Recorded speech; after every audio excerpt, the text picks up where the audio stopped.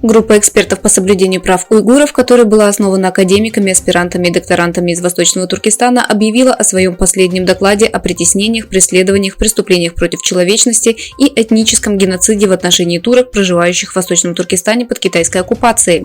В докладе, опубликованном на прошлой неделе, содержится новая и подробная информация в двух разделах о политике гуманитарного и этнического геноцида Китая в отношении уйгуров и казахов, проживающих в Восточном Туркестане и других тюркских народов, а также об официальных учреждениях, связанных с коммунистической администрацией Китая и находящихся под ее командованием, участвующих в создании и реализации этой политики. Например, с помощью сотен концентрационных лагерей. Агенты КПК наделили полномочиями промывать мозги и очищать от вредных идей миллионы людей, содержащихся в концентрационных лагерях. Доклад включает в себя преступления КПК, связанные с угнетением, преследованиями, пытками и гуманно-этническим геноцидом против турок Восточного Туркестана.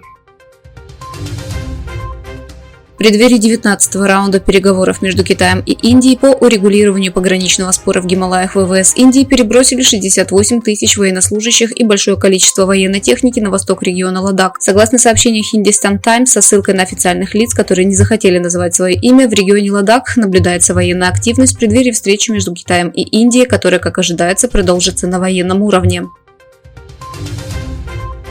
Боевики освободительной армии Балуджистана, действующие на юге Ирана и в Пакистане, атаковали финансируемый Пекином конвой перевозивших китайских инженеров в порт Гвадар на юго-западе Пакистана. Согласно сообщениям, в ходе нападения было использовано стрелковое оружие и гранаты. Источник в силовых структурах подтвердил факт нападения. С другой стороны, администрация Пекина призвала Пакистан предпринять практические шаги для обеспечения безопасности китайских граждан.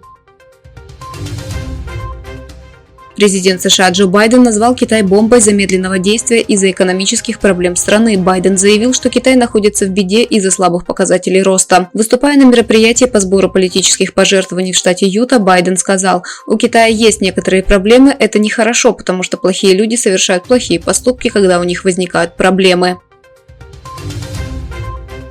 В Китае июльские показатели говорят, что экономика страны по-прежнему испытывает трудности с восстановлением после COVID-19 во многих областях, включая производство, потребление, инвестиции и занятость. Рост промышленного производства и розничных продаж в Китае не оправдал ожиданий в июле. Промышленное производство выросло на 3,7% в годовом исчислении, что ниже ожиданий экономистов 4,4%.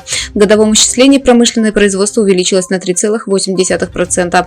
Розничные продажи в Китае выросли на 2,5% в годовом исчислении. При этом общий объем розничных продаж достиг 3,68 триллиона юаней в июле, что ниже темпов роста экономистов на 4,5%. Бывшему президенту США Дональду Трампу предъявлены новые обвинения во вмешательстве в результаты выборов 2020 года в штате Джорджия. Помимо Трампа в заключении обвиняются еще 18 человек, в том числе адвокаты, члены предвыборной команды и бывший глава аппарата Белого дома Марк Медоуз.